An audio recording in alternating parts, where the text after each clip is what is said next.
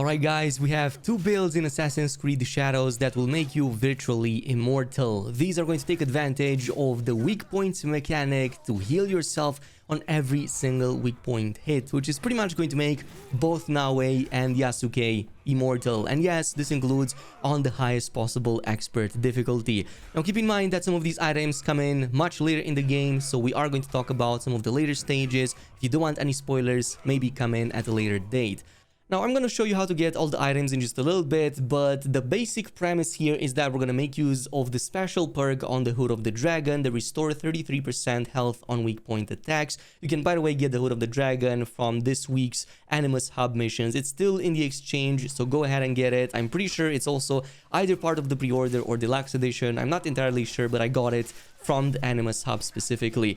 Now, the thing about this perk is that you essentially restore more than a third of your HP every time you perform a weak point, which is basically all the time with these builds. If you didn't check my previous video, to perform weak points, you first need to make an enemy vulnerable, which you will see by that orange outglow, and then simply perform a postured light attack or charged light attack with RB or shift plus left click while the enemy is still in that vulnerable state. And then you're going to notice that your character does a special animation with whichever weapon it has. For example, the Tanto here does that double stab, and every single time you perform those, you're going to restore more than a third of your HP.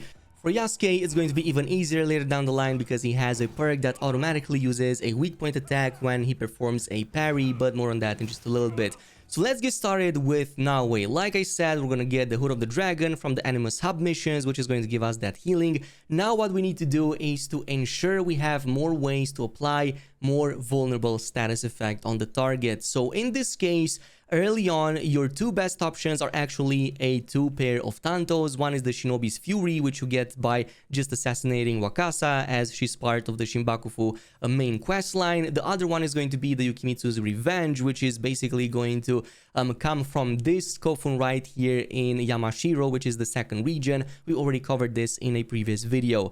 But the thing about this is that Shinobi's Fury gives you a very strong perk. Weak point attacks make enemies vulnerable a second time. So basically, once you make an enemy vulnerable, you can perform a weak point attack on it, and then the enemy will now become vulnerable again, so you can cast a weak point attack again on it. So basically, you can literally get 66% healing in just two weak point attacks that follow one after the next. So that's going to make you an absolute machine.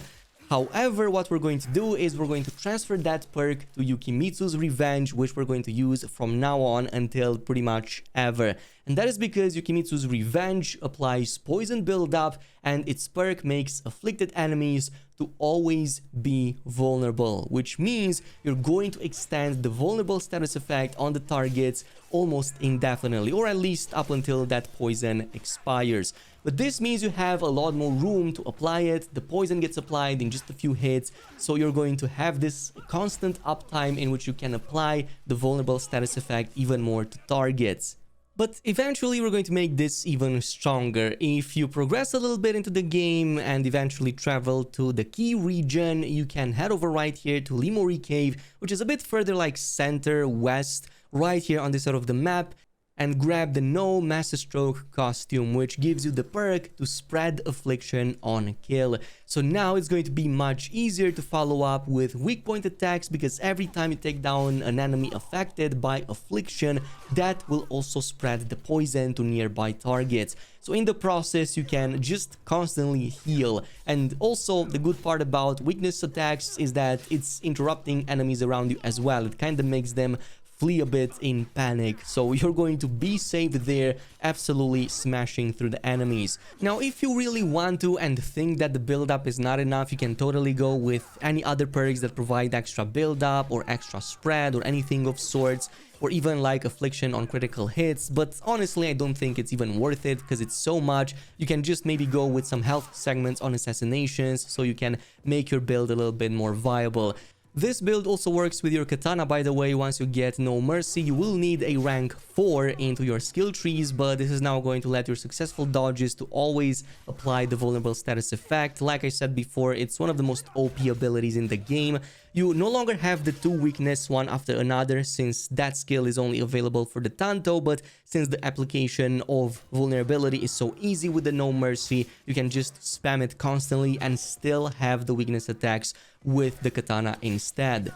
Now moving on to Yasuke, his whole build gets enabled by this extravagant Kabukimono headgear, which the good news is that you can get it straight from a legendary chest. The bad news is that it's behind the waterfall right here in Tamba, but it's not that far away from some of the starting regions, so just make your way over here and you will find the legendary chest behind the waterfall without fighting anybody. And this is going to give you this perk right here, automatically perform a weak point attack on a successful parry, which we will then combine with that weak point attack, health restoration, as well as with the legendary protector's armor that you get from the Nijo Palace, so that you can now also parry the red unblockable attacks with Yasuke. And the way this works is very simple, just parry an attack and then let your character automatically perform that weak point attack. Don't input any movement or any attack button after that, just let your character, Yasuke, perform that weak point attack with the weapon you have equipped. It doesn't even matter what weapon you have equipped, you can perform this with literally any one of them. Kanabo, long katana, I recommend those two just because they are the strongest. In terms of some of the other bonuses, you can definitely apply the extra damage after a parry on the protector's armor, which is going to help with even more damage after that.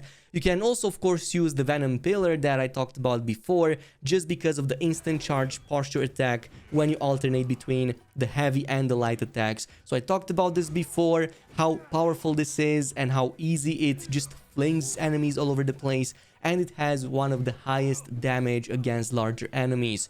Now, if you also want to perform those weak point attacks manually with Yasuke and maybe don't want to rely on that perk too much, there are some combinations you can make right here. For example, I got the Myth Slayer and I placed the sheathed attacks are postured and make enemies vulnerable.